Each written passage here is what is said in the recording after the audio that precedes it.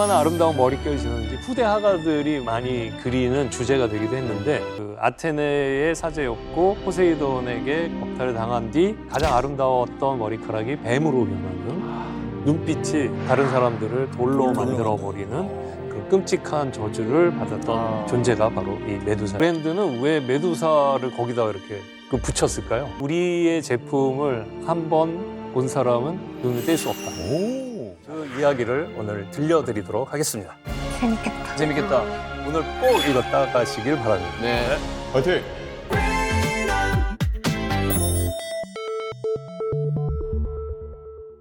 본격적인 문제로 들어가기 전에 몸을 푸는 의미에서 몇 가지 한번 그리고 여러분들에게 어느 정도까지 수위를 조절해야 되는지 한번 0점 조준하는 시간입니까? 첫 번째 한번 그냥 던져볼게요 문제를. 네. 일상 속에서 우리가 흔히 쓰는 말 중에 하나인데요. 네. 손만 대면 성공하는 사람들에 대해서 쓰는 말이 있죠. 들어봤는데. 마이다스의 손. 네, 정답. 그 신화입니까? 예, 거기에 나오는 마이다스는 사실 왕이었습니다. 신에게 능력을 받은 게 바로 모든 것을 댔을 때 황금이 되게 하는.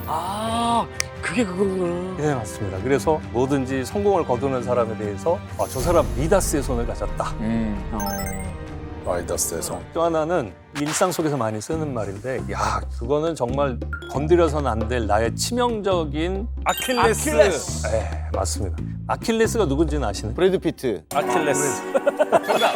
아주 재밌게 봤죠. 트로이 문마. 예, 트로이아 전쟁의 최고 영웅이라고 할 수 있죠. 그 아킬레스가 처음에 태어났을 때 엄마가 얘를 불멸의 몸이 되게 만들어야겠다. 그래서 저승과 이승 사이에 흐르는 스틱스 강에 이걸 집어넣는데 그 잡은 부분만 물이 묻지 않아서 거기만 약점이 되었다. 그리고 또 하나 할까요? 와, 이거는 우리가 덮어둬야 되는데 이것을 열다니. 판도라의 상자. 네. 진짜 많이 쓰네. 호기심 아닌가요, 판도라 상자는? 네. 신화 속에서는 인간 사회에 불행을 넣기 위해서 제우스가 만들어낸 판도라. 상자를 여는 바람에 큰 불행을 당하게 되죠. 네. 지금 봤던 이제 미다스의 손, 뭐 아킬레스건, 또 판도라의 상자 이런 것들이 다 그리스 로마 신화였다는 것과 연결만 좀 시키면 될 것 같습니다. 처음 알았습니다. 너무 재밌어요.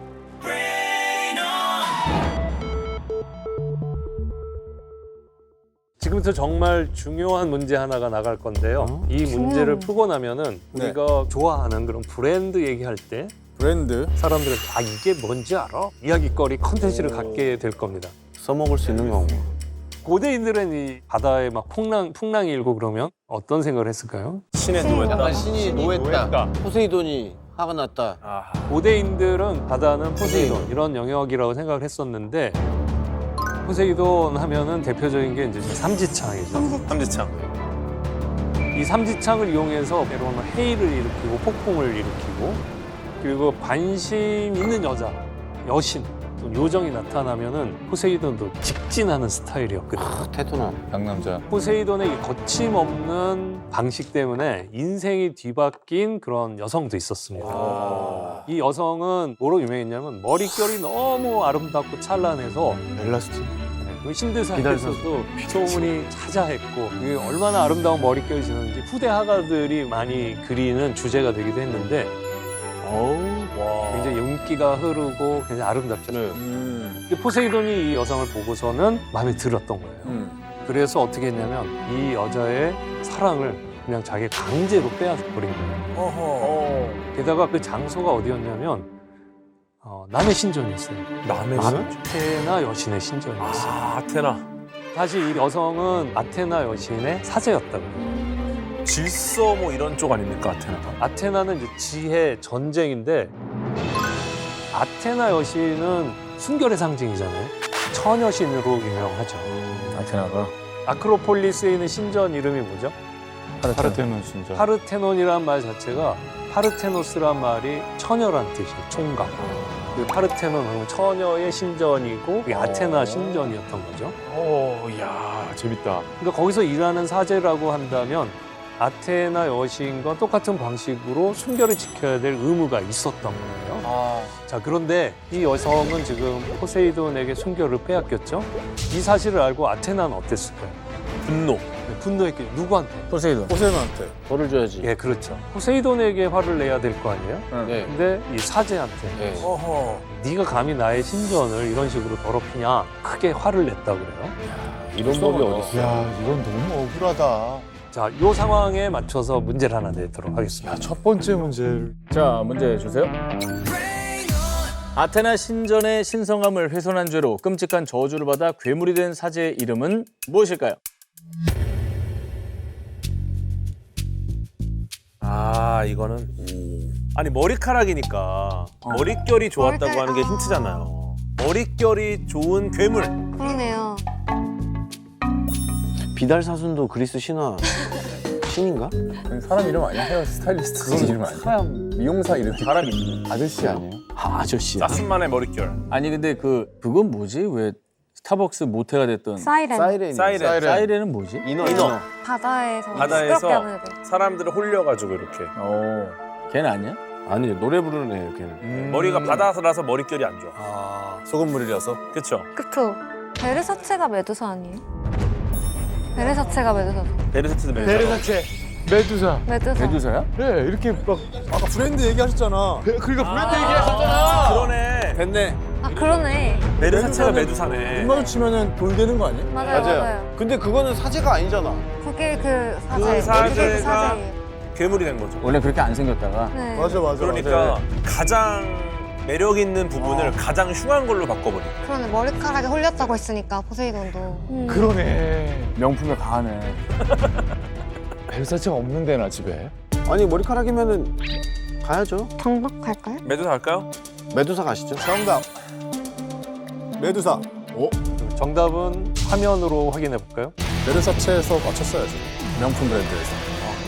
주워볼게요. 거의.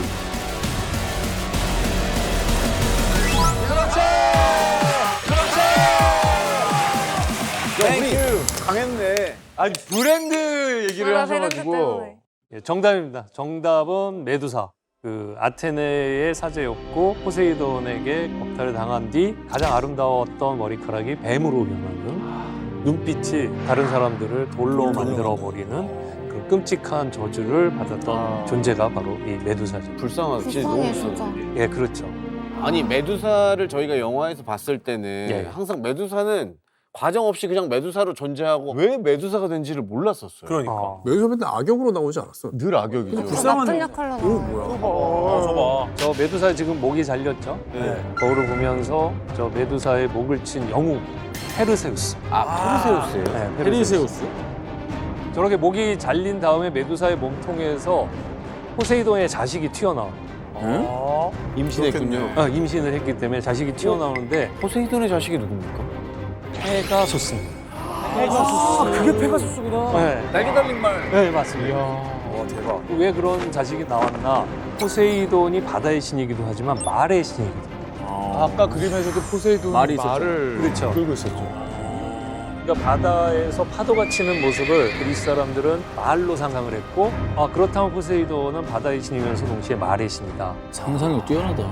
그렇다면 말의 신인 포세이돈과 메두사 사이에서는 말이 태어난다라고 이제 상상을 해서 페가수스가 저기서 태어났다. 대박이다. 근데 어쨌든 이 페르세우스가 그 머리를 가방 속에 이제 집어넣고 증명을 해야 되잖아요. 네. 그래서 이걸 아테나 여신에게 바칩니다. 어머나. 근데 이 잘린 머리를 가지고 아테네가 어떻게 했을까요? 용서, 죄책감. 죄책감. 죄책감. 그런 마음도 좀 있었나 봐. 내가 좀 미안했다. 그래서 어떻게 했냐면 자기 방패에다가 붙입니다.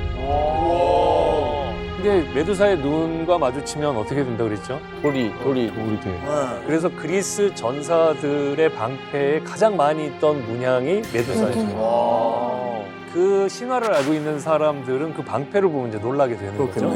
쫄아버리는구나. 공격 안 하려고 기분 하게. 나쁘겠다. 아까 이제 상엽 씨가 문제 맞출 때 베르사체 뭐 이렇게 했던 게 브랜드는 왜 메두사를 거기다 이렇게 붙였을까요? 그래. 그러게. 그러니까 우리의 제품을 한 번 본 사람은 눈을 뗄 수 없다. 오. 잘 어울리네. 이 위에도 뭐 신화 이야기에서 가져온 브랜드는 아까 니케, 나이키. 나이키 뭐 승리의 이런 것도 승리의 여신 니케에서 온 거고요. 또 스타벅스에서는 세이런이 그려져 있죠. 네. 그래서 사실 그 그리스 로마 신화에 나오는 세일에는 저렇게 인어의 모습은 아니었어요. 얼굴은 아름다운 여인의 모습이고 몸은 새였어요. 시렌 노래를 들으면 헤어날 수 없는 것처럼 우리 커피 한 번 먹으면 헤어나지 못해. 근데 어쨌든 이 그리스 로마 신화는 서양 사람들은 거의 다 아니까 그 신화적인 어법을 거기다 같이 넣는 거죠. 어릴 때부터 이걸 배워요? 초등 교육 과정. 네, 맞습니다. 아니 제가 외국인들하고 방송을 하잖아요. 기본적으로 우리가 아는 그리스 로마 신화 배경식하고 차원이 달라요. 웬만하면 다 알아요. 계속 듣나 보다 어릴 때부터. 계속 들으니까 우리 흥부놀부처럼 종일 들으니까 이게 그냥 이미지가 되게 효과적인 브랜딩 방법인 것 같기도 해요. 보니까 뭐 특별히 설명 안 해도 브랜드뿐만 아니라 과학자들이 나중에 뭔가 새로운 이론을 발표할 때도 그리스 로마 신화를 가져오는 경우도 많아요. 많죠. 뭐 미션 같은 경우에 많죠. 아폴로 미션 같은 경우가 이제 태양의 신에서. 미국에서 조만간 이제 다시 달 탐사선을 보내잖아요. 네. 그 탐사 프로젝트 이름이 아르테미스. 아르테미스. 네. 아르테미스? 근데 이번에 아르테미스 프로젝트가 된 거는 네. 아르테미스가 달의 여신이기도 하고 네. 여성 우주인이 이번에 들어가기 때문에 맞아요. 그걸 상징해서 여성신 아르테미스를 집어넣었다고 그래요. 그렇게 기쁜 뜻이 와, 신화적인 이름으로는 그렇네.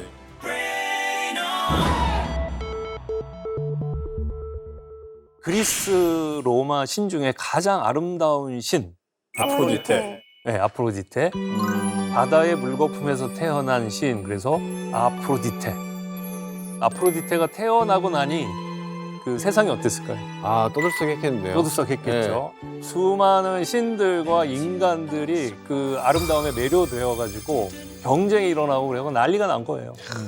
이렇게 아름다운 아프로디테, 여신과 결혼한 이는 과연 누구였을까? 제일 센 제우스 혹시 아시나요? 제일 센 제우스지 않았어요? 누구요?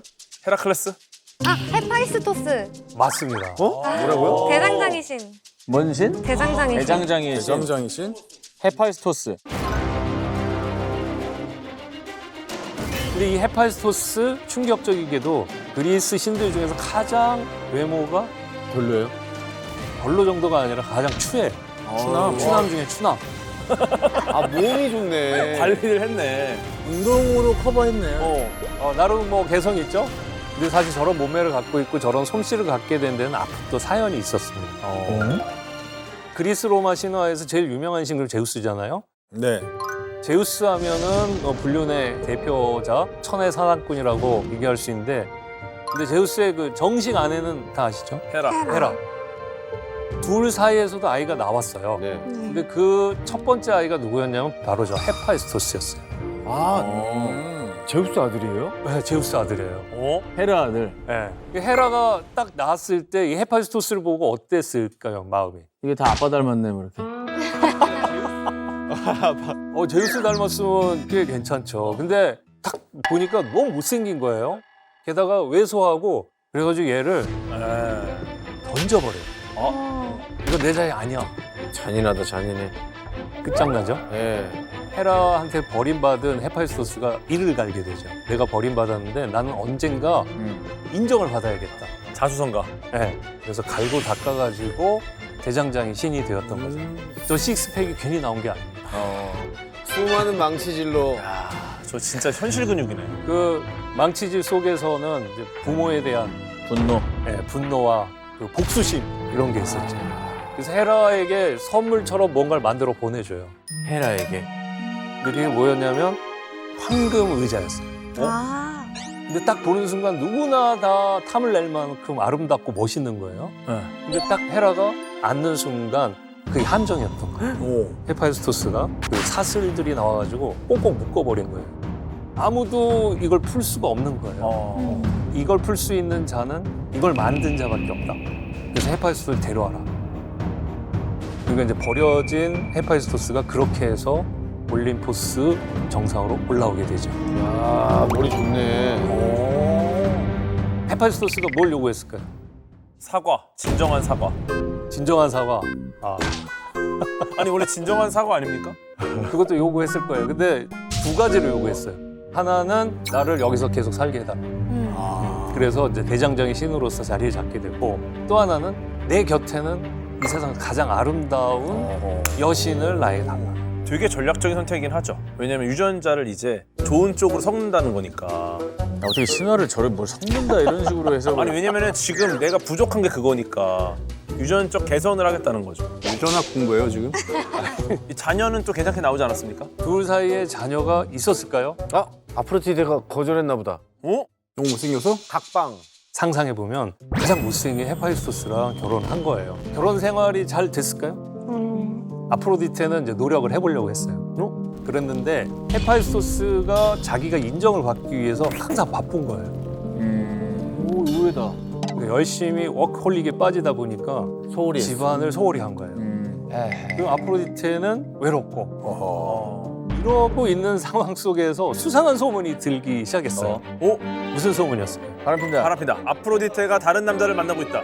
아프로디테가 딴 남자랑 사랑에 빠졌다. 야. 놀고 있다.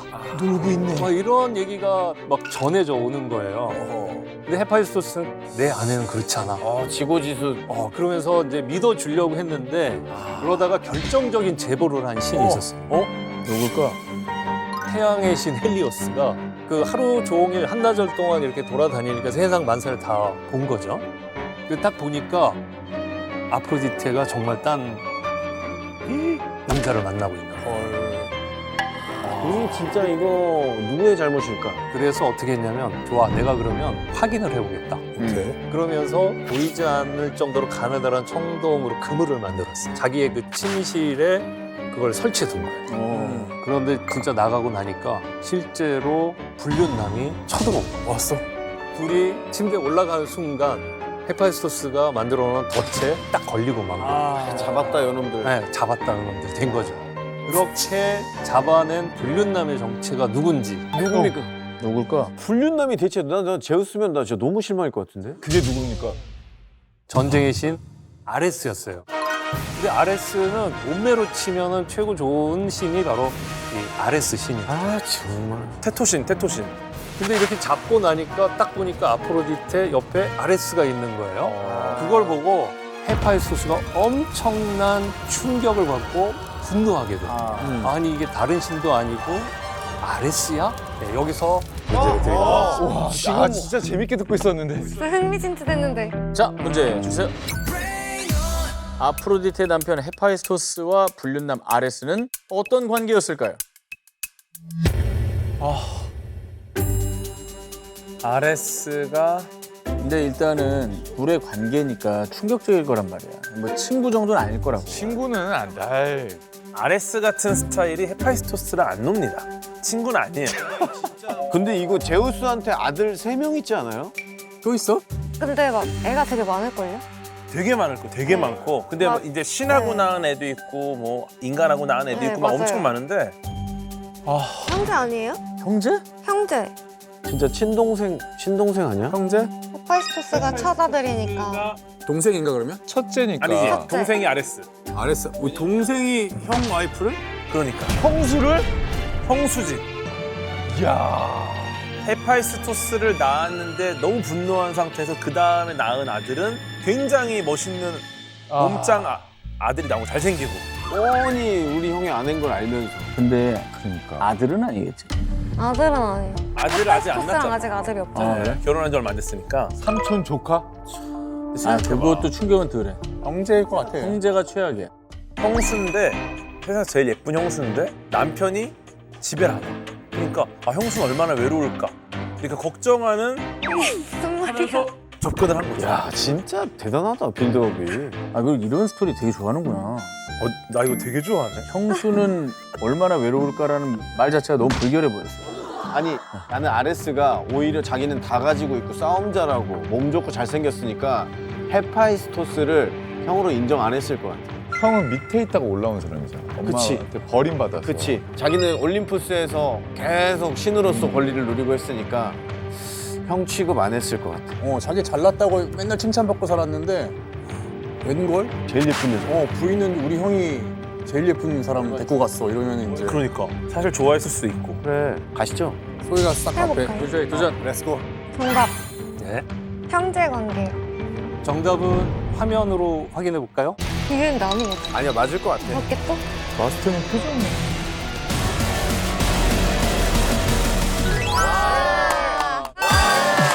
역시 가볍게. 그러니까 우리가 보는 막장 드라마들이 다 원본이. 신화에서 온 거네. 여기서 온 거죠. 클리셰, 클리셰. 클리셰네. 정답입니다. 정답은 형제 관계입니다. 근데 하나 더 여기서 질문 하나 던져볼게요. 네. 이복 형제일까요? 친형제일까요? 친형제입니다. 친형제일 것 같아요. 네, 친형제. 그래서 더더욱 덜 받지. 충격적이었죠. 그 제우스와 헤라 사이에서 태어난 아들 딱 둘 뿐이거든요. 하나는 헤파이스토스. 이거 버렸죠. 이거 실패다. 근데 그 다음에 딱 낳았는데 너무 멋진 거예요. 완벽한 아들이. 그래서 올림포스에서 예쁨 받고 이렇게 지냈죠. 그러니까. 아까 그 궤도 씨가 이 얘기를 막 만들어 가는데 그것도 굉장히 개연성이 있어요. 원래 마음에 두고 있었는데 저런 얘기 강해요. 네. 그러니까 뭐 형수 잘 지내요? 뭐 이러면서 접근했다가 형수 잘 지내요? 굉장히 개연성 있게 들었습니다. 와, 나 옛날 이런 드라마 했었어. 했었어요? 형이 했었다고요? 형이 아레스 역할이죠. 형 역할이었어. 헤파이스토스였어? 헤파이스토스. 뺏기는 하파이스토스였어? 약간 미스캐스팅이라는데. 그러니까. 얼굴 너무 잘생겼잖아. 이거 가지고 다양한 또 드라마가 나올 것 같은데. 와, 교수님 진짜 재밌네요. 흥미진진, 흥미진진. 근데 이 헤파이스토스 입장에서 아까 그물에 갇혀 있잖아요. 네. 이걸 보고 헤파이스토스가 어떻게 복수했어요? 사람들한테 보여줘. 이거를 그대로 이거를 대중에게 그대로. 사람들한테 보여줘. 거의 비슷해요. 자, 지금 어둠 속의 두 남녀, 그게 아레스와 아프로디테고요. 아, 저 침대에 있는 그 둘을 저렇게 헤파이스토스가 올림포스 신들을 다 불러갖고 이거 보세요. 얘네들이 이러고 있는데 이거 가만 놔둬도 됩니까? 이러면서 지금 보는 장면인데 특히 남신들의 반응이 충격적이었어요. 왜요? 우와, 내가 차라리 저기 있었으면. 아, 다른 생각을 하고 있었네, 아예. 네. 아, 세상이 헤파이스토스한테 너무하네. 그러니까. 헤파이스토스의 분노와 황당함, 당황스러움은 아레스와 아프로디테를 잡았을 때보다 더 컸을 거예요. 진짜로. 그치. 그리고 이 사건 이후로 아프로디테가 완전히 헤파이스토스에게 등을 돌리게 돼요. 신들 사이에 저렇게 드러나 버리는 바람에 아프로디테와 아레스는 오히려 공식 커플처럼 인정이 돼버려요. 이게 무슨 아니, 일이야? 그럼 헤파이스토스는 어떻게 해? 해파리 된 거지 뭐. 자, 어쨌든 이게 막장 중에 막장이라는 생각 드시죠? 진짜 너무 재밌었는데. 네. 사실 이 정도는 그래도 수위가 약한 편이다 뭐 이런 좋았어. 정도로 갈 수 있습니다. 좋았어. 이제 시작이야? 상상 못할 충격적인 이야기들이 또 준비되어 있는데 지금부터 할 얘기는 그리스 로마 신화 속의 사랑을 다룬 것 중에 가장 파격적이고 믿을 수 없는 그런 사랑 이야기라고 할 수 있습니다. 사랑 이야기. 네, 한번 그림을 보실까요? 저 그림 보신 적 있나요? 한 남자가 있죠. 피그말리온이라고 하는 조각가입니다. 저는. 피그말리온 효과의 주인공이 바로 이 피그말리온 효과. 심리 효과에 있잖아. 이 피그말리온이 이상적인 여성을 만나고 싶어 하면서 틈틈이 만들었던 게 저 조각상이죠. 그 조각상이 사랑에 빠져버리죠. 그리고 이걸 본 아프로디테가 아, 저런 간절한 사랑이라면 내가 이루어주지. 그러고서 조각상을 진짜 여자로 사람으로 만들어주죠. 그리고 피그말리온은 아프로디테의 가호를 받아서 그랬는지 왕이 됐어요. 그래서 행복한 가문을 이루면서 잘 지내게 됩니다. 그리고 오늘의 주인공은 바로 피그말리온의 뒤를 이어서 왕이 되었던 손자 키니라스라는 왕에 관한 이야기입니다. 키니라스. 처음 들어봤어.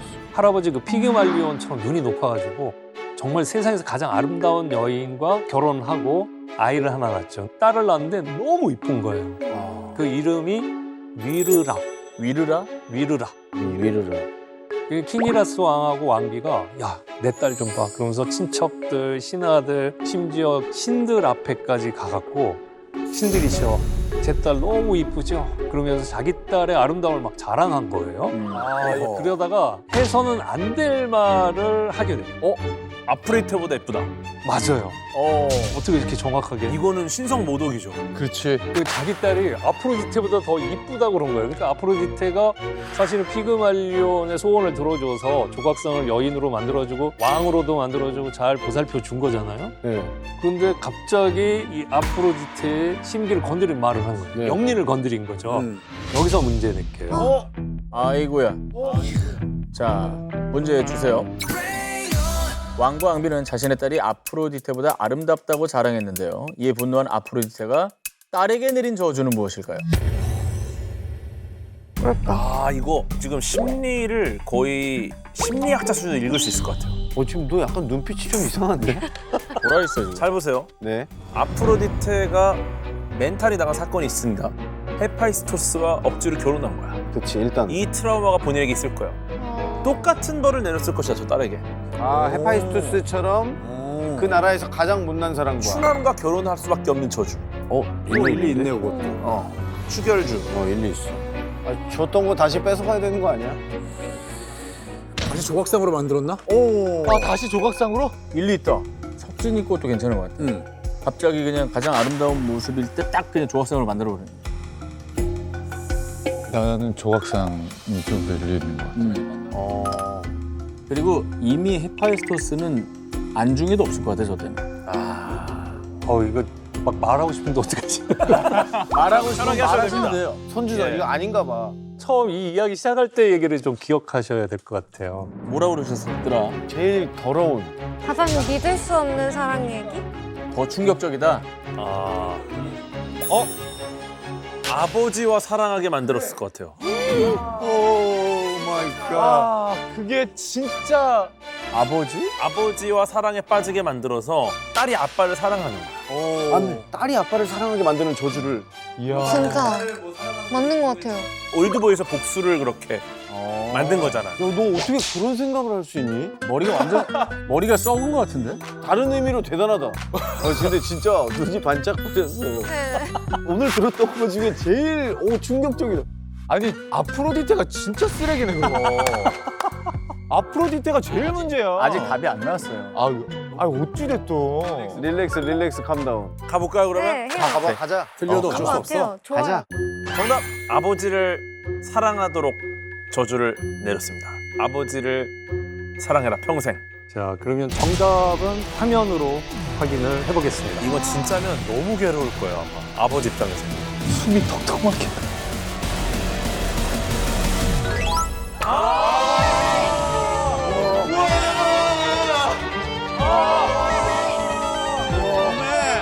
야, 너 진짜 대단하구나. 말도 안 돼, 진짜. 네, 정답입니다. 정답은 자신의 아버지인 왕과 그 딸이 사랑에 빠지게 한다. 시원하게 축하를 해줄 수가 없네. 아니 오늘은 진짜 정답을 맞춰도 이렇게 뭔가 찝찝해. 찝찝해. 네. 야. 인간 주제에 어디 아프로디테 나와 견주면서 나보다 더 아름답다고 그러냐. 에로스 불러. 에로스가 아프로디테의 아들이죠. 그래서 에로스는 활 들고 다니잖아요. 네. 그래서 에로스는 야, 제 화살 한 방 쏴. 그러면서 미르라를 대상으로 화살을 쏘게 만들고 그 순간 아빠를 보게 만드는 거죠. 와, 잔인하다, 근데 진짜. 그 다음부터 미르라의 삶은 어떻겠습니까? 지옥이죠. 네, 이런 생각을 갖게 되다니 감정에 대한 죄책감, 그 사랑을 이룰 수 없다는 상실감과 좌절감. 그래서 미르라는 스스로 목숨을 끊어야겠다고 이거 결심을 해요.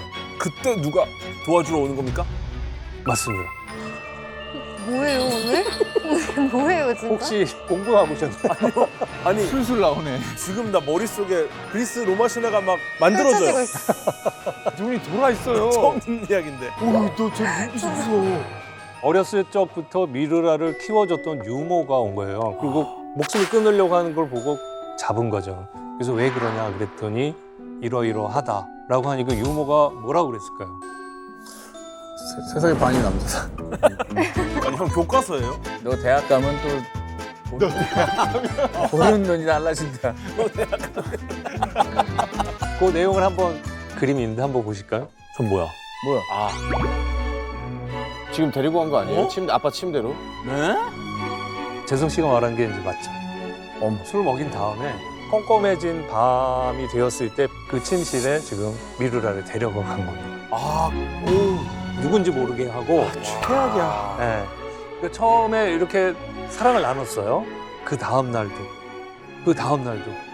이런 잠자리를 계속 하니까 누군지 보고 싶은 거예요. 도대체 어떤 여인이지? 어떡해. 그래서 하루는 이제 왕이 설금하게 일어나서 등불을 켜본 거예요. 딱 보니 누구예요? 딸인 거예요. 그러니까 너무나 큰 충격과 분노가 막 솟아오른 거예요. 그래서 네가 감히 나에게 이럴 수가 있냐? 아, 진짜 충격이다. 완전 올드 보이네. 진짜 올드 보이네. 아빠가 너 이리 와라. 너 죽고 나 죽자. 같이 죽자. 아, 살아 뭐하리. 이러다가 이제 딸은 멀리 도망가게 되고 아버지는 칼을 이제 땅에 꽂고 그 슬피 울게 되죠. 그러면서 정처 없이 이제 미루라는 떠도는 거예요. 이제 집으로 못 가잖아요. 그 떠돌다가 신에게 기도를 했대요. 제가 살아있지만 살아있는 게 아닌 그런 존재로, 죽어도 죽은 게 아닌 존재로 그냥 저를 만들어 주세요 라고 기도를 올렸대요. 뭐지? 해, 달 이런 건가? 해, 달. 나무가 되게 해달라. 나무. 기도를 너무 간절히 한 걸 듣고 신들이 무량나무로 만들어줬다는 거예요. 그게 영어로 위르해, 죽은 자들에게 위안을 해주는 그런 의미가 담겨 있다고 그러고요. 아니 너무 재밌어서 지금 퀴즈가 생각이 아예 안 나요. 네가 제일 재밌어하는 것 같긴 해. 네. 나 되게 좋아하는구나 그리스 로마 씨가. 막장을 좋아하는 것 같아요.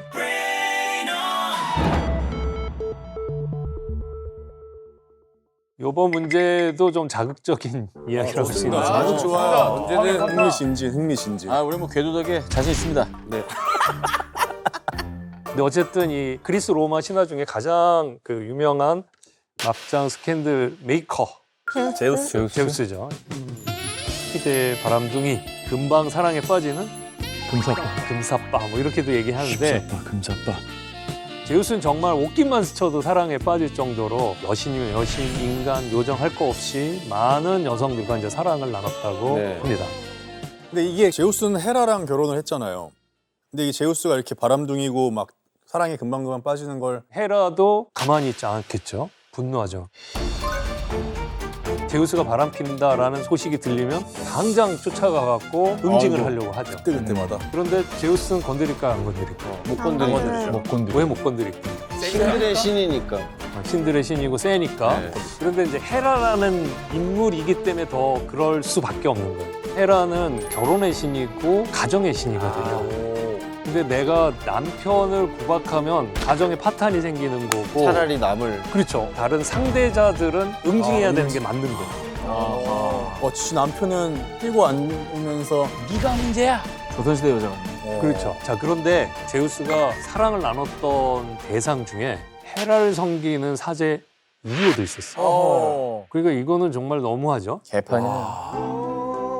헤라 신전에서 열심히 일을 하고 있는 이 이오를 보고 제우스가 사랑에 빠져버린 거예요. 근데 이오는 아주 강력하게 거부했어요. 잘했네. 제우스님 이러시면 안 됩니다. 네. 그러면 제우스가 더 욕심 날 것 같은데. 너 매력 있다. 예, 현무 씨 말씀대로 더 막 달아오른 거예요. 달아오르지. 자기가 구름의 신이잖아요. 구름의 신으로 변신해갖고 이오를 그냥 이렇게 감싸버린 거예요. 치사하다. 크게. 치사해. 이러면 이오를 잡기도 하고 헤라에게 안 걸릴 거라고 오히려 생각을 피할 한 수 거예요. 안 보이게. 이것도 화가들이 되게 재밌어하고 좋아하는 장면인데 한번 네. 그림을 하나 보실까요? 뭐야? 저기다 구름. 제우스가 구름. 저 상태로 돼 있는 거구나. 구름이 감싸고 있습니다, 허리를. 잘 손 보면 아니야, 손? 이오의 얼굴 가까이에 사람의 얼굴이 있어. 얼굴이 있네. 뽀뽀하고 있다. 저게 제우스라는 거예요. 그러네. 이목구비가 있네요. 그렇죠? 어지간하구나. 그런데 이게 안 들킬까요? 여자 촉을 어떻게. 아니 그리고 이건 누가 봐도 이상하잖아요. 그렇죠. 하늘에 떠 있어야 될 구름이 사람을 들판에 감고 있으면. 두둥실 이렇게 뭉개져 있는 거예요. 그러니까 헤라가 봤을 때 저거 수상하다. 네. 저거는 제우스다. 그리고 이제 당장 덮친 거죠. 네, 그림 한번 보실까요? 헤라가 들어왔죠? 예.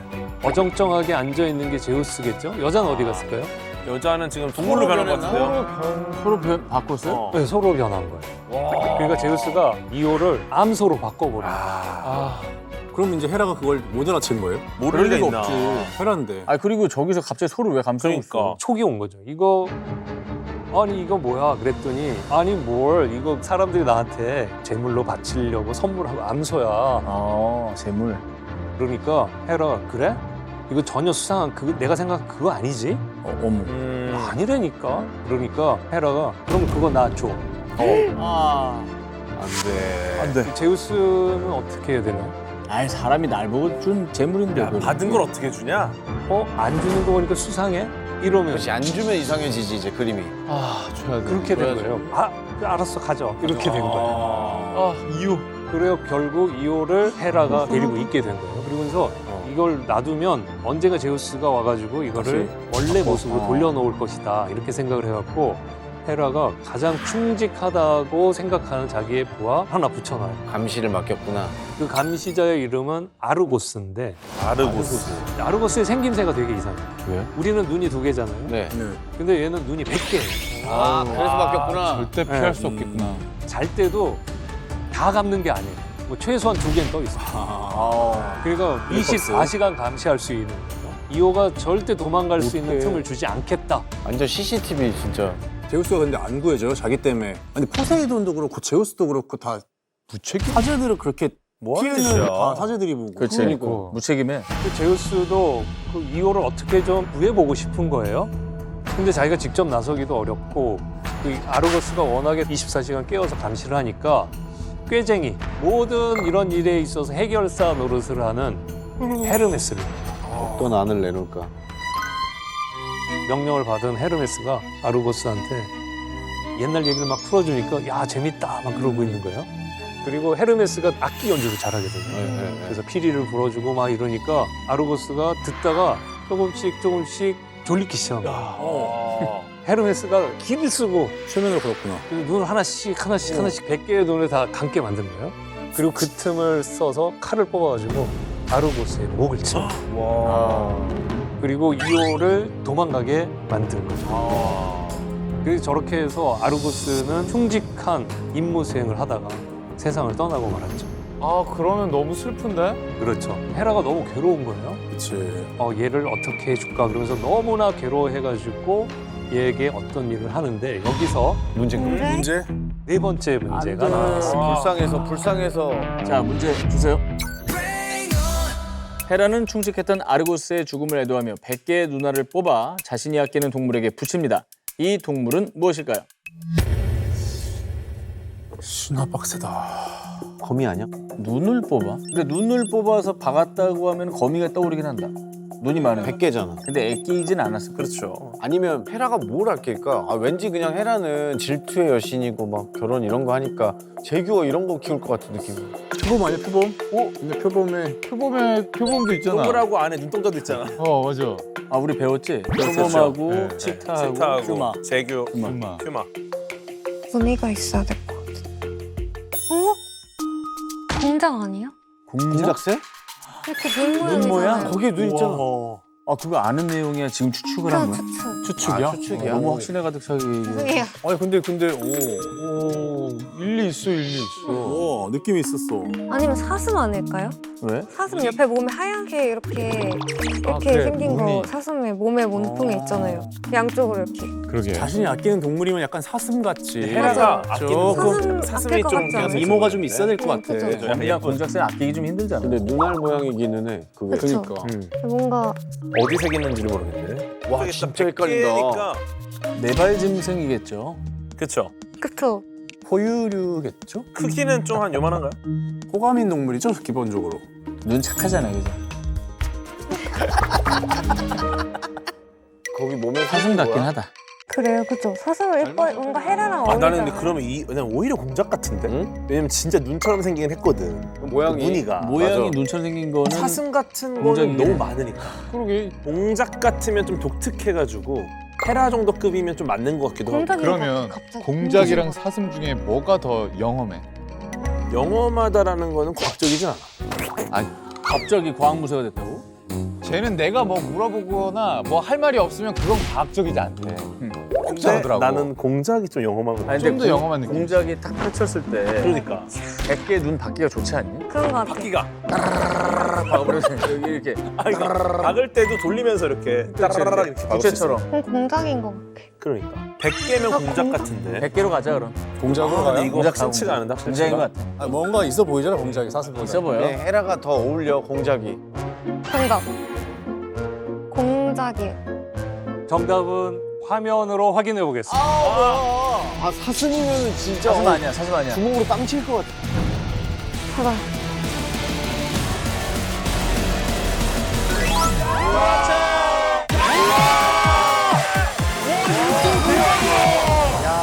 어떻게 맞췄어? 처음에 그냥 던진 거잖아. 촉소이야. 네, 그냥 정답입니다. 던졌어요 그냥? 네, 그냥 던졌어요. 처음 들어봐요. 맞죠? 이거 신나는 거 아니야? 그러니까 정답은 공작새였습니다. 정답이었고 처음에 소희 씨가 처음에 그냥 내놓은 게 공작?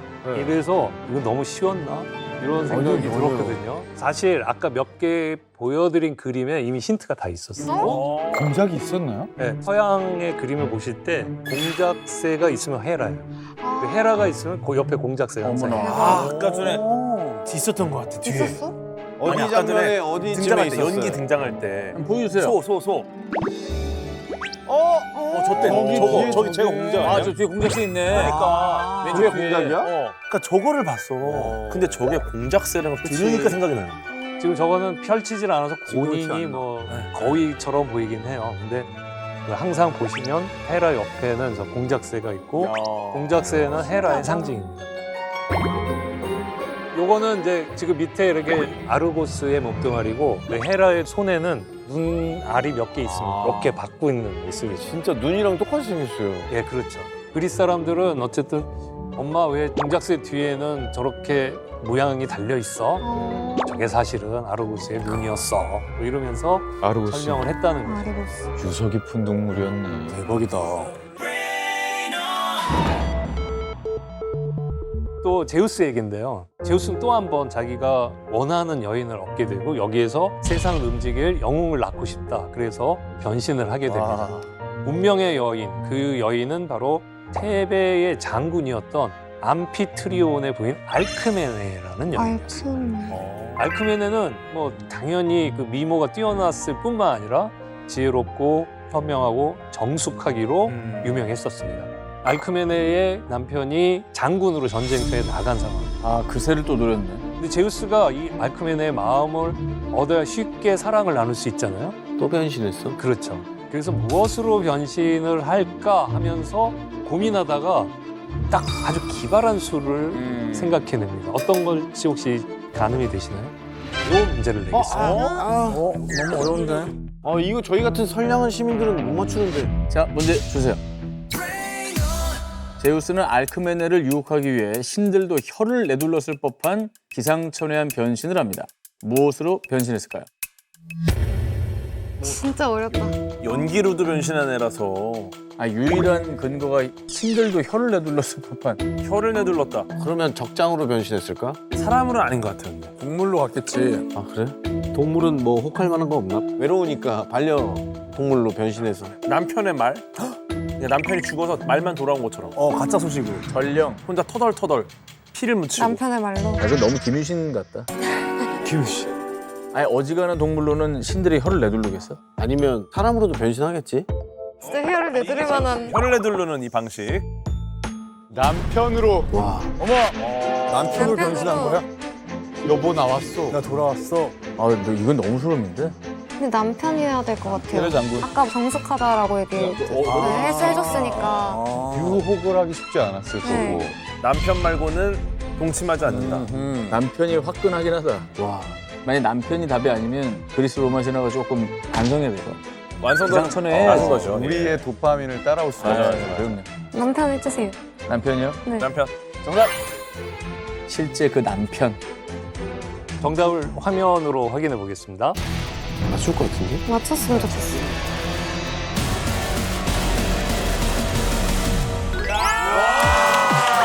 정확하게.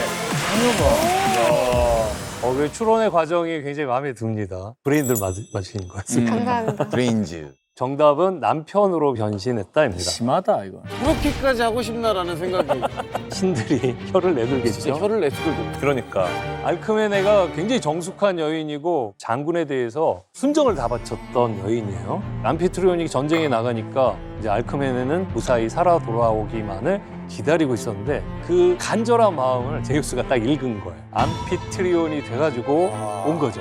말투, 목소리, 뭐 습관, 심지어 기억까지. 완성할 수가 있나? 남편이 오는 걸 보고 어떻겠어요? 달려서 너무 기뻤죠. 여보 막 그러면서 막 밥도 차려주고 목욕도 하게 하고 뭐 이런 거예요. 진짜 잔인하다. 제우스가 밤의 여신에게 너 여기 오래 좀 머물러. 그래가지고 평소보다 밤이 2배나 길어졌어. 아이고 열심히 산다 열심히 살아. 제우스도 저렇게 열심히 사는 거야.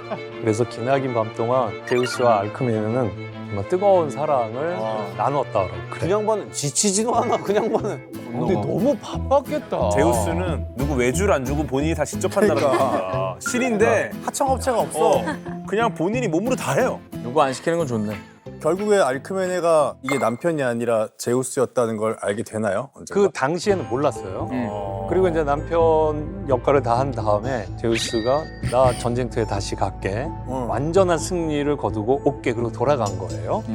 근데 조금 지나고 어떤 일이 벌어졌냐면 진짜 남편이에요. 알크메네가 그 저기서 보니까 자기 남편이 또 오는 거예요.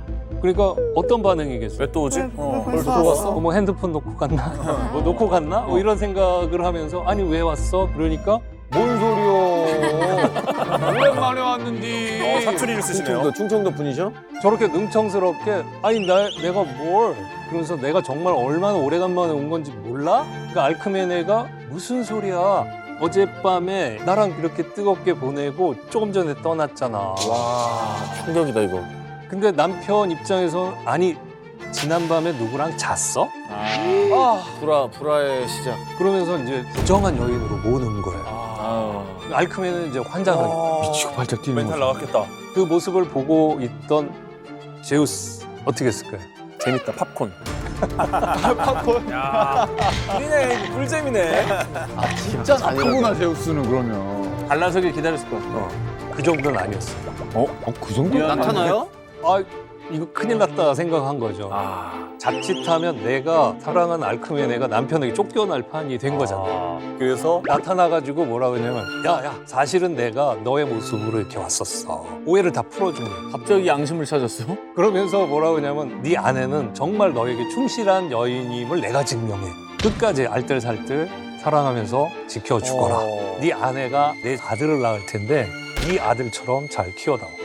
뭐로까지 얘기하냐면 너는 나와 아내를 나눈 사이니 영광인 줄 알아. 뭐 하는 놈이야? 뭐야? 진짜 짜증나. 태어나서 처음 들어본 단어 조합이었어. 어디서부터 잘못된 건지를 모르겠네. 진짜 끝이 어딘지가 궁금하다. 그러니까요. 근데 어쨌든 이런 상황이면 또 화를 내는 여신이 있겠죠? 헤라. 아, 또 저주를 내리나? 알크메네가 애를 못 낳게 만드는 거야. 산고의 고통 속에 출산의 여신이 있거든요. 에일레이티아라고 출산드라. 자기 딸한테 야 너 가서 알크메네가 절대 아이를 못 낳게 해. 명령을 내린 거야. 며칠 동안 그 진통에 시달리면서 괴로워하고 출산은 할 수 없고 그렇죠. 괴로운 고통이 막 이어지고 있는데 똘똘한 하녀 하나가 이 상황을 보고 어떻게 하면 저 출산의 여신을 따돌릴까 하다가 아기가 났다 이렇게 그냥 외친 거예요. 꾀돌이네. 그러니까 내가 방해하는데도 났단 말이야. 그리고 그 허둥지둥하고 있는 사이에 아이가 탁 나와버렸대요. 극적으로. 그 그림도 한번 보실까요? 저 뭐예요? 제가 때리고 있는 거예요? 지금 거짓말해서 지금 두드려 맞고 있는 건가요? 출산의 여신한테? 파운딩 아니야? 야, 애 나 때문에. 저 정도면? 큰 네모에 있는 상황은 이해하시겠어요? 애가 나온 거죠. 예, 애가 나왔고 옆에 털썩 주저앉은 게 출산의 여신이라고 그래요. 왜 저런 폭력이 일어났을까요? 헤라가 내가 낳게 하지 말라고 했는데 출산드라가 제대로 일 못해서 헤라가 때리고 있는 거 아닙니까? 정답입니다. 헤라가 너 제대로 감독 안 했어? 왜 낳게 했니 하고 나서 이렇게 해서 태어난 인물, 이 인물이 그리스 로마 신화에서 가장 유명한 인물이기도 해요. 여러분도 다 잘 알고 있는. 헤라클레스? 네, 맞습니다. 아 헤라클레스구나. 저기서 나오는구나. 이 헤라클레스는 태어나는 순간부터 헤라의 견제를 받으면서 험난한 인생을 살 수밖에 없었던 거죠. 그 애가 나왔는데 애가 둘이 나왔어요. 오, 쌍둥이에요? 네, 쌍둥이에요. 하나는 제우스의 피, 하나는 암피트리온의 피. 암피트리온도 이 둘 중에 누가 내 아들이지? 그쵸. 뭐 이런 생각이 됐겠죠. 그래서 그걸 어떻게 알아봤냐면 헤라가 야 이것들 안 되겠다 해가지고 죽여버리겠다 그런 거예요. 그래서 뱀 2마리를 보냈던 거예요. 독사. 가정의 불신인데 가정 파괴범이야 완전. 그러네 진짜. 근데 에피클레스는 뱀이 나타나는 걸 보고 막 우는 거예요. 근데 헤라클레스는 이렇게 보는데 뱀이네? 그래서 꾹 누르니까 죽어버렸어요. 약간 강호동 스타일이네요. 꼭 이렇게 잡아서. 혜민네 이리 와요. 죽어요. 선생님 잡았습니다. 그걸 보고선 이제 암피트리 쟤가 제우스의 아들이구나 이렇게 알게 된 거죠. 제우스는 이제 자기 아들이니까 얘를 어떻게 하면 불멸의 존재로 만들까 이걸 고민한 거예요. 인간의 몸에서 태어났지만 얘가 나와 같은 신의 반열에 이뤘으면 좋겠다 해가지고 그럼 특별한 걸 먹여야겠다. 헤라가 자고 있는 틈에 헤라 곁으로 가서 헤라 젖을 먹이는 거죠. 모유수유. 헤라의 젖을 먹으면 불멸의 존재가 되겠구나. 약점도 없네요 그러면. 안 깨나요 헤라? 얘가 보통 힘이 아니잖아요. 뱀 이렇게 꾹 눌러주긴 했는데 있는 힘 다해서 쭉 가니까 갑자기 깜짝 놀란 거예요. 그리고 깨보니까 뭐가 하나 덜렁덜렁 매달려 있는 거예요. 아기가. 얼마나 아팠겠어. 그래서 이놈 그러고서 탁 쳐버렸대요. 근데 워낙에 세게 빨아가지고 젖이 계속 솟구쳐 나왔다는 거예요. 어머. 그래서 그게 하늘을 쭉 수놓아서 은하수가 돼요. 밀키웨이. 진짜야? 밀키웨이야? 네. 진짜야? 아 너무 웃긴다. 밀키웨이가 그거구나. 모육길이네 모육길. 밤하늘에 있는 저걸 보고 저건 어떻게 만들어진 거야 했을 때 이런 일이 있었다. 대박이다. 이런 식으로 그리스 로마인들은 그 밤하늘에 빛나는 별뿐만 아니라 뭐 아까 공작새기도 했고 이해하기 힘들고 궁금했던 호기심에 가득 차 있는 이런 자연 현상을 신화적 상상력을 발휘해서 해석을 했던 거라고 볼 수 있죠. 근데 진짜 대박이다. 아니 일단 상상력이 엄청 뛰어난 것 같아. 네. 진짜 이걸 사람이 썼을까요? 그러니까. 진짜 있었던 일 아니야? 근데 이 정도 되면 자기의 어떤 지역을 구성하고 있는 사람들은 다 제우스의 아들이다라고 만들기 위해서 모든 자기네들의 신화에 제우스를 일단 갖다 놓은 거 아닐까. 맞습니다. 그러니까 역사적으로 설명하면 그렇게 되겠죠. 우리는 보통 민족이 아니다. 이런 자부심을 갖기 위한 거죠. 조수한 민족이다. 야 재밌네.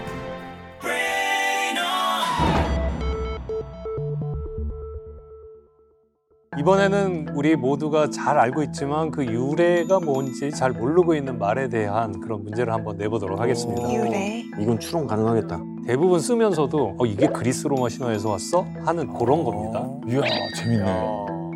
어느 날 또 금사빠 우리 제우스께서 제우스? 또 한번 노스, 사랑에 노스. 빠지게 됩니다. 십사빠. 근데 이번 상대는 지금의 팔레스타인 지역이죠. 페니키아의 공주 에우로페였어요. 온통 관심이 다 그런 거밖에 없었나요 신화는?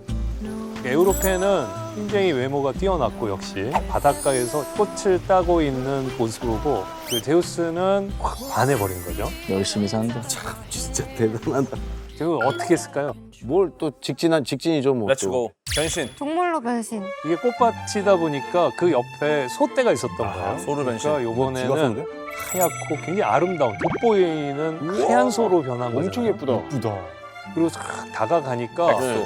이게 나보고 올라타라는 건가? 그래서 에우로페 용기를 내서 딱 등에 올라탄 거예요. 아하. 근데 이 소는 그냥 소가 아니죠. 제우스니까 이게 제우스니까. 벌떡 일어나더니 갑자기 바다로 뛰어드는 거예요. 에? 바다로 뛰어든 제우스는 이 에우로페를 데리고 멀리 가게 되는데 여기서 문제. 아이? 제발 목적지 몰라요. 자 문제 주세요. 제우스가 납치한 페니키아 공주 에우로페의 이름은 지금도 우리 일상에서 자주 쓰는 고유 명사가 됐는데요. 무엇일까요? 아이오페? 에우로페 들어봤는데. 이게 그건가? 유로파? 유럽? 유럽파.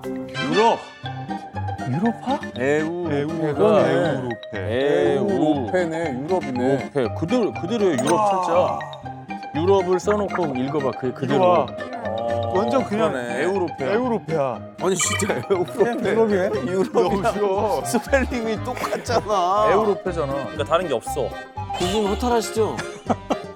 허탈하시죠? 정답은 나온 거 지금 하신 거죠? 네. 아 근데 이거는 뭐 다른 걸 연상하기에도 아니 지금 너무 스페링이 그대로라. 정확해. 소희야 가자. 이건 뭐 당연한 그래, 거다. 이거는 가자. Let's go. 이 정도로 그 스펠링이 다 맞으면 이거는 방법이 없어. 정답. 유럽이요. 예, 정답은 화면으로 확인해 보도록 하겠습니다. 너무 빨리 맞춘 거 아니야?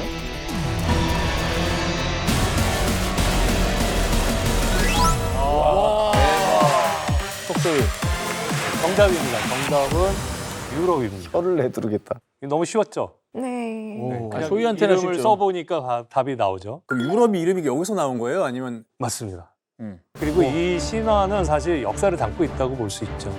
유럽 문명이 어디에서 시작됐느냐 이렇게 얘기했을 때 소로 변한 제우스가 에우로페를 태우고 어디로 가냐면 처음에 크레타로 가거든요. 크레타 섬. 크레타의 섬에 가고 그래서 에우로페랑 부부 생활을 하죠 거기서. 그러면서 아들을 셋을 낳습니다. 그리고 왕국을 건설하고 문명을 만들어 나가도록 했는데 이 문명의 이름이 그 세 아들 중에 하나인 미노스의 이름을 따서 미노스 문명이라고 합니다. 역사학자들은 유럽 문명의 출발점을 바로 미노스 문명이라고 얘기를 하고 그리고 거기서부터 문명이 번져 나가면서 이게 유럽 문명이 되는 거예요. 뭐 이렇게 얘기하기도 해요. 재밌다. 그리고 유럽 사람들은 에우로페 자신들의 뭐 시조처럼 생각하기도 하는데 우리나라 약간 단군 느낌이네요. 예, 그렇죠. 2유로짜리 동전 중에 그리스인들은 2유로짜리에다가 바로 이 그림을 그려놨습니다. 소를 타고 있네요. 에우로페 왕지. 네, 저게 바로 에우로페입니다. 그리고 지폐에서도 20유로짜리 지폐 보면은 그 지폐 오른쪽 위쪽에 보면 워터마크 보이시죠? 네. 거기에 에우로페 얼굴을 찾을 수 있습니다. 오. 그래서 실제로 유럽이 유럽 연맹이 될 때, 연합이 될 때 야, 우리가 하나로 묶일 수 있는 근거를 좀 찾자 하면서 여러 노력을 했는데 그 중에 하나가 바로 에우로페 신화였던 거예요. 그래서 EU 브뤼셀에 있는 건물에 가보면은 황소를 타고 있는 에우로페의 동상이 또 거기에 있습니다. 신화가 진짜 많이 쓰이네. 마지막 문제도 신들의 사랑과 전쟁 이거에서 제우스로 또 끝내보려고 야, 합니다. 제우스만 나오면 제우스 뭐 원툴입니다. 제우스는 뭐 여신들과도 사랑을 나눴고 이호처럼 요정들과도 사랑을 나눴는데 그래서 이제 여기저기 좋은 명소를 많이 다녔어요. 그중에 가장 유명한 곳 중에 하나가 헬리콘이라는 산인데 그쪽에 요정들도 많고 여신들도 많으니까 또 즐기면서 지냈었던 거죠. 대단하다, 대단해. 근데 특별히 자기가 애호하는 요정이 하나 있었는데 그 요정의 특기는 뭐였냐면 이야기를 잘하는 거였어요. 재밌는 얘기를 막 꺼내면 주변에 요정들이나 신들이 모여갖고 시간 가는 줄 모르고 그 이야기를 듣고 있고 그것만이 있던 게 아니라 또 다른 이유로 제우스가 그 요정을 좋아했었대요. 제우스가 이렇게 숲으로 내려가고 그러면 헤라의 촉이 있잖아요. 네. 그 현장을 항상 잡으러 가요. 그때 이 이야기 잘하는 요정이 딱 나타난 거예요. 헤라님 어디 가세요? 그러는 거예요. 그러니까 야, 나 바쁘니까 건들지 마. 가려고 하는 헤라 뒤에다가 근데 헤라님 그거 아세요? 근데 그거 하세요는 못 참죠. 아 근데 그거 하세요? 아니다. 바로 내 괜히 또. 아 이거 뭔데 그래서? 아야, 아는 끝나고 갔다 제가 오세요. 나중에. 갔다 오세요. 게다가 헤라가 항상 경쟁자로 생각하는 여신이 있죠. 아프로디테. 아프로디테. 어젯밤에 아프로디테 모르세요? 궁금해. 나도 궁금해. 근데 이거 진짜예요? 아니면 마스터님의 이야기인 거예요? 이제 그랬을 거라는 거죠. 최고의 이야기꾼이시네. 깜짝 놀랐습니다. 마스터님의 지금. 이야기가 더 재밌는 것 같아요. 근데 어쨌든 제우스 찾으러 왔는데 얘한테 붙들려갖고 시간을 놓친 거예요. 이미 끝났다. 그 틈에 제우스는 헤라가 왔구나. 눈치채고 빨리 사틀 수소가 올라가 버린 거죠. 제우스가 바람 필 때마다 이런 식으로 헤라가 쫓아가고 그럴 때마다 이 요정이 나타나갖고 그 도와준 거예요. 제우스는 그것 때문에 이 요정을 사랑하게 된 거죠. 헤라도 어찌 보면 불쌍한 여자야. 제명에 못 살겠다. 한두 번이지 꼬리가 길면 밟힌다고 그러잖아요. 헤라가 그걸 이제 눈치챈 거예요. 네가 교묘한 말재주로 나를 항상 속여 먹는다는 거 알지? 그러면서 너 앞으로 이런 일 못하도록 내가 너에게 끔찍한 저주를 내리겠다. 안 돼. 설마 저게 문제? 맞습니다. 여기서 문제 되겠습니다. 이거 어려울 것 같은데? 자, 문제 주세요. 제우스의 외도가 들키지 않도록 수다스러운 이야기로 헤라의 관심을 돌린 요정에게 헤라가 내린 저주는 무엇일까요? 어떤 저주를 내렸을까? 말을 못하게 하지 않았을까요? 입 막아버리는 거? 네. 저도 굉장히 무서워하는 저주 중에 하나입니다. 제가 제일 싫어하는 게 마피아 게임하다 죽는 겁니다. 다른 플레이어들은 행복해하죠. 예, 제가 요정이라면 말 못하게 하는 게 맞아. 정말 쥐약인데요. 근데 저렇게 그냥 무난한 걸까? 그러니까. 말 못하게. 아이디어를 한 큰술 거기다가 넣으면 될 것 같아. 그치. 그건 디폴트 값이고 옵션이 추가가 됐겠지. 왜? 메아리 쳐서 나한테 자꾸 돌아오는 거야. 메아리 아니에요? 에코. 메아리! 앵무새가 되게 한 거야. 갑자기 생각났어. 다른 사람의 말을 계속 따라할 수밖에 없게 만드는 저주. 그러니까. 내 말을 못하고. 앵무새? 그러니까 앵무새. 이렇게 외치면 이건 나고 저쪽에서 소리치는 게 제가 요정이네. 내가 요정이라면 아밖에 못하는 거야. 그래서 제 이름이 에코인 거 아니었어요? 요정 이름이 에코야? 그런 거 같아요. 이름도 에코 약간 같고. 신화 이름이잖아. 그쵸, 에코 같죠. 와 이거 맞추면 너 집에 걸고 가. 목걸이요? 목걸이. 날라댕기네. 오늘만큼은 브레인 아카데미의 아프로디테다. 아테네 지혜의 여신. 컨디션 좋아. 윤석이 도전. 정답. 남이 하는 말을 따라만 할 수 있게 메아리가 되게 했어요. 정답은 화면으로 확인해 보겠습니다. 왔어. 제발. 대박이다. 이런 요정 이름 에코이면 진짜 대박이다. 야 이거 다른 거 아닙니까? 왔어요, 왔어.